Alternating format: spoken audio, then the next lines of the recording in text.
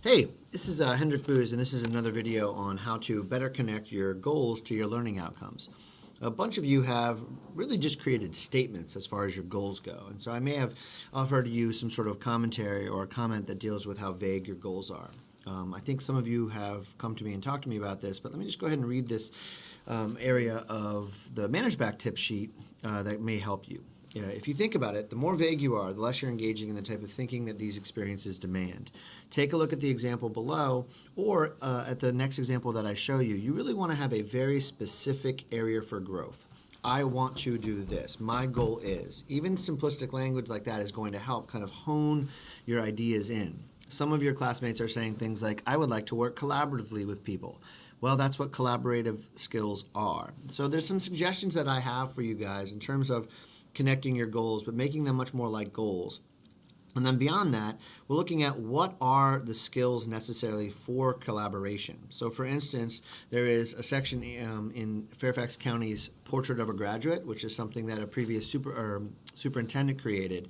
It talks about collaboration itself. You think about it, you're talking about interpersonal skills. You're talking about respecting divergent thinking here, interdependent work, right? Working toward a goal and having some productive work, analyzing arguments and looking at those divergent thoughts for a full range of viewpoints, looking to and for other people's feedback, or other people's feedback may help you to improve. So we're talking about maybe speaking better, maybe overcoming some anxiety about working within a group. Those are real specific collaborative goals. If we go back to Manage Back tips, there's also this element about global engagement. And you think about global engagement, if you're working with a French choir, yeah, obviously you're crossing boundaries in terms of the language that may be your first language or your second language, whether that's French or English. But we're thinking more about global engagement with massive issues like ecology, and everything that's kind of highlighted here in yellow. Protests for and against the government, literacy rates, civil and equal rights. And we can go to the UN's section on global issues in general and think of these as kind of headings. Africa has a variety of different issues, ranging from corruption to technology to infrastructure, aging, whether that's ageism, or whether that's the greatest generation, the people who were born in the early part of the century, the 20th century, and are now facing issues from World War II. You could also look at how PTSD is affecting Vietnam veterans and how it's differently taken into account when we look at more modern issues from Iraq and Afghan veterans. AIDS has a whole variety of different issues underneath it, right? We're thinking about elements of not just infrastructure, how do we dispense or disperse medicines, but access to medicine, costs of medicine. Bill Gates has taken up, the Bill and Melinda Gates Foundation has taken up that as one of its mantles to try to eradicate AIDS and also to provide medicine to people in countries of need. So you keep going through here, children, climate change, democracy, health, human rights. There are all sorts of grand global ideas. That's what global engagement is. It doesn't mean that you are working on a mission trip or maybe showing some friends around from another country. It really is dealing with these big picture ideas. So as we keep going down, more and more of you are starting to work with the ethics of your choices and actions. And this isn't ethics the way that you're going to view it in TOK, talking about specific ethical theories of consequentialism and duty ethics and universalism. We're talking with how were you honest in the activity that you engaged in? How did you show what it means to be a good team leader? What does it mean to be a good person? While this is somewhat vague, these questions are meant to help you really engage in what it is this activity, or this experience rather, is helping you to do in terms of your growth or in terms of your pushing yourselves, all of those elements. And so I want you guys to kind of take a look at what some more specific goals are, as opposed to what some people who are not doing their goals as properly may be suffering from. Take a look at this.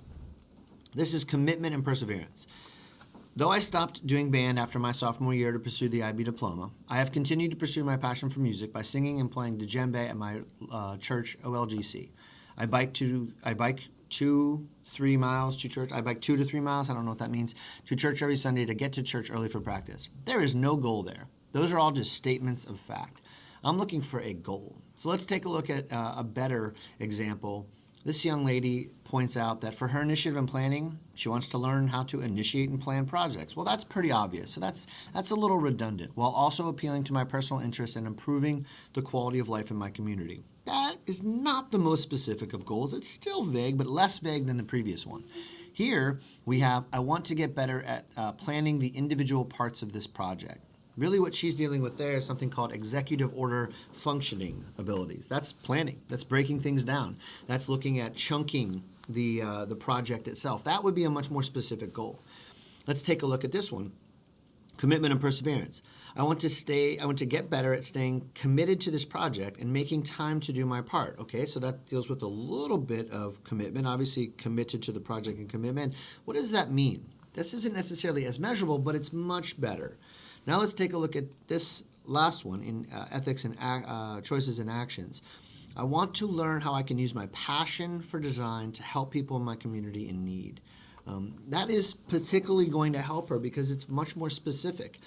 Was she able to help people? Everything is measurable. You guys think of measurables in terms of I was able to lift more weights, run a 5K with a faster time, drop a couple seconds off of my 50 fly or whatever that may be. Those are very specific quantitative measurables. We're looking for qualitative measurables. When you say you're going to improve your skills, what does that mean? What skills are you talking about? If you say things are going to be challenged, I want to challenge myself. How do you want to challenge yourself? We would really like you guys to get better at and improve upon everything that you're doing to make yourself a better person here. And the first step to do that is really by working on better goals. So I hope this video helped, and if you have any questions, please come see me in either E101 during lunch on Blue Days or in D206 during Learn on every day but Thursday.